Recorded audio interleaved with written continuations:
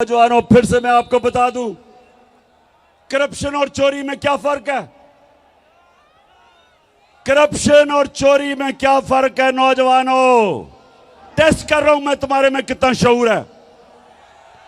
बताओ, चोरी होती है जो आपकी जेब से मोबाइल फोन चोरी कर ले। चोरी होती है कि आपके घर में आके कोई चोरी करके आपका टीवी उठा के ले जाए, आपके पैसे चोरी कर ले। इसको चोरी कहते हैं। करप्शन वो होती है जो मुल्क का पैसा चोरी किया जाता है, जो आप सबका, जो पैसा आपके स्कूलों पे, अस्पतालों पे, सड़कों पे, कीमतें कम करने पे, जो पैसा कौम पे खर्च होना हो वो चोरी करके ले जाते हैं। इसको करप्शन कहते हैं। और आईएमएफ ने एक और बात की, ये पहली दफा आईएमएफ ने ये बात की है कि एक बहुत बड़ी वजह कि पाकिस्तान के जो माशी हालात इतने बुरे हैं, जो हमारा दिवालिया निकला है, उन्होंने कहा एक बहुत बड़ी वजह हुकूमती करप्शन है। ये पहली दफा आईएमएफ ने कहा है। तो अब मैं जरा आपको बताऊंगा फैसलाबाद करप्शन होती क्या है। नौजवानों, जरा अब आप तैयार हो, आपको मैं वीडियो दिखाने लगा हूं। करप्शन होती क्या है? करप्शन होती यह है कि जब मसलन मैंने एक पावर प्लांट लगाना है पाकिस्तान में, उसकी कीमत है 100 अरब रुपया। मैं क्या करता हूं, मैं मुल्क का प्राइम मिनिस्टर या वजीर हूं, मैं क्या करता हूं, उसकी कीमत उठा के 120 रुपए कर देता हूं। 120 अरब रुपया, 20 रुपए जेब में डाल लेता हूं। वो पावर प्लांट जो दुनिया में 100 अरब रुपए में बने हैं, वो पाकिस्तान में 120-30 रुपए पे 30 अरब रुपए के बने हैं। जो 30 अरब रुपया जो ऊपर जो कीमत बढ़ा के करते हैं, वो अवाम को कीमत अदा करनी पड़ती है महंगी बिजली से। और वो क्योंकि 30 अरब रुपया मुल्क में नहीं छुप सकता, क्योंकि वो बैंकों में डालेंगे, लोग पूछेंगे, तो वो मुल्क से बाहर भेजते हैं, वो चोरी करके बाहर भेजते हैं। तो अब मैं आपको बताऊं कि जो हमारे साहिब इख्तिदार जो 30 साल से इस मुल्क में चोरी कर रहे हैं, दो खानदान, शरीफ खानदान और जरदारी खानदान, मैं जरा आपको खुद देखेंगे कि ये चोरी करते कैसे हैं और पकड़ी कैसे जाती है। जी,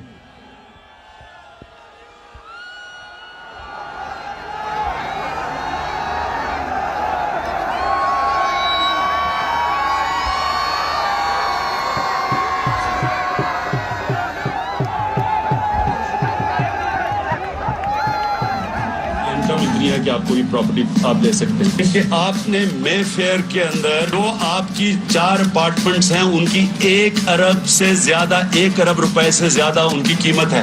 अब 4.5 अरब तक पहुंच गई है उनकी कीमत। आपने अपनी जो टैक्स में टोटल आमदनी बताई है 94 में, 1.5 लाख रुपए है। मुझे ये बताएं कि आपने अरबों रुपए की मे फेयर में प्रॉपर्टी खरीदी कैसे? ना आपकी। अच्छा, ये आज से 10 साल पहले मैंने इनसे सवाल पूछा शरीफों से कि ये आपके पास लंदन में महंगी तरीन जगह, लंदन यूरोप की सबसे महंगी तरीन शहर है, उस शहर की सबसे महंगी तरीन जगह मेफेयर में, मैं इनसे पूछता हूं तुमने किधर से ये पैसा आया? तो ये जरा अब मरियम बीबी का सुने। कि आप लोगों को बेवकूफ नहीं बना सकते। मेरी सेंट्रल लंदन में प्रॉपर्टीज तो दूर की बात है, मेरी पाकिस्तान में भी कोई प्रॉपर्टी नहीं है। मैं अपने वालिद के साथ है और मुझे समझ नहीं आई कि मेरी और मेरी वालदा की और बहन भाइयों की प्रॉपर्टीज ये कहाँ से निकाल के ले आए हैं। मेरे नाम पाकिस्तान में कोई प्रॉपर्टी नहीं है, ये तो इंग्लैंड की बात है। सुन लिया, सुन लिया।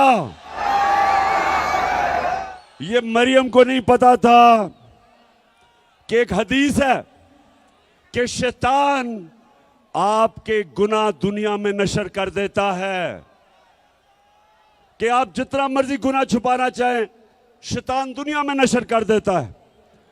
تو ان کو نہیں پتا تھا آج سے 9 سال پہلے کہ ایک انٹرنیشنل انکشاف ہو جائے گا جدھر ان کی مے فیئر کی اربوں روپے کی پراپرٹی کے اوپر بھی انکشاف ہوگا کہ یہ ان کی ہے۔ یہ کہتی ہے نا میری نہیں ہے۔ اب یہ سنیں،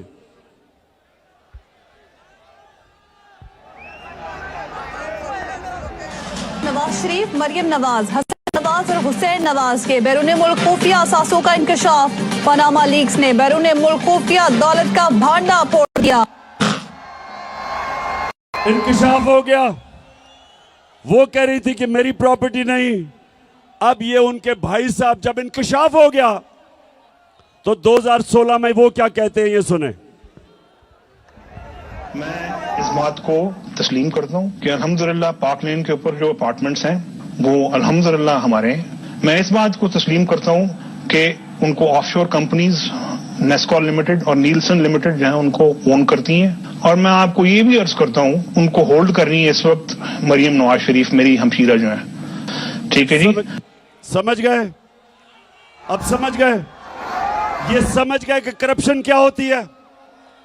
یہاں سے پیسہ چوری کیا، ہنڈی حوالے سے لندن بھجوایا، ادھر کیونکہ نواز شریف اپنے نام پہ نہیں لینا چاہتا تھا، کمپنی بنائی، کمپنی کی مالکہ بنائی مریم نواز، اور اس کے نام پہ 4 مہنگے ترین اربوں روپے کے لندن میں پراپرٹی لے لی۔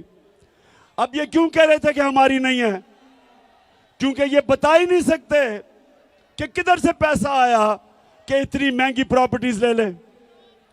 اچھا، اب جب یہ سارا سامنے آ گیا تو لوگوں نے مریم سے پوچھا کہ یہ بتائیں کہ جناب آپ کے پاس پیسہ کدھر سے آیا؟ تو آپ یہ ذرا سنیں کہ مریم کیا کہتی ہے، سنیں ذرا۔ حسن حسین کے پاس آج جو بھی ہے وہ ان کے والد سے ان کو نہیں آیا۔ وہ کہتے ہیں نا یہ پیسہ کہاں سے آ گیا کہ بچے اتنی چھوٹی چھوٹی عمروں میں امیر ہو گئے اور ارب پتی ہو گئے۔ تو وہ ایک ارب پتی دادا کے پوتے ہیں، اس ارب پتی دادا کے پوتے ہیں جو 1960s اور 70s میں پاکستان کا امیر ترین انسان تھا۔ یہ جو ایسٹس ہیں، یہ جو بزنس کے لیے پیسہ ہے، یہ سارا دادا سے ڈائریکٹلی بچوں کو ٹرانسفر ہوا۔ سن لیا؟ یہ سن لیا؟ مریم کہتی ہے کہ ہمارا تو دادا اتنا امیر آدمی تھا کہ ہمارے پاس تو یہ پیسہ دادے نے دے دیا۔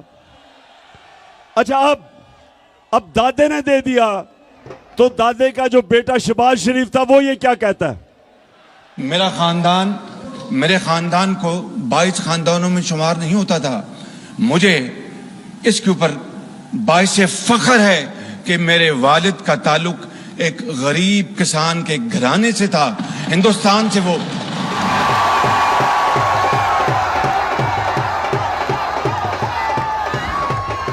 ویسے میں مریم کو داد دوں گا، میں آج اسے اپریشیٹ کرنا چاہتا ہوں۔ سنیں کیوں؟ کہ اتنا بڑا جھوٹ بولتے ہوئے ایک بھی منہ سے لائن ادھر ادھر نہیں ہوئی۔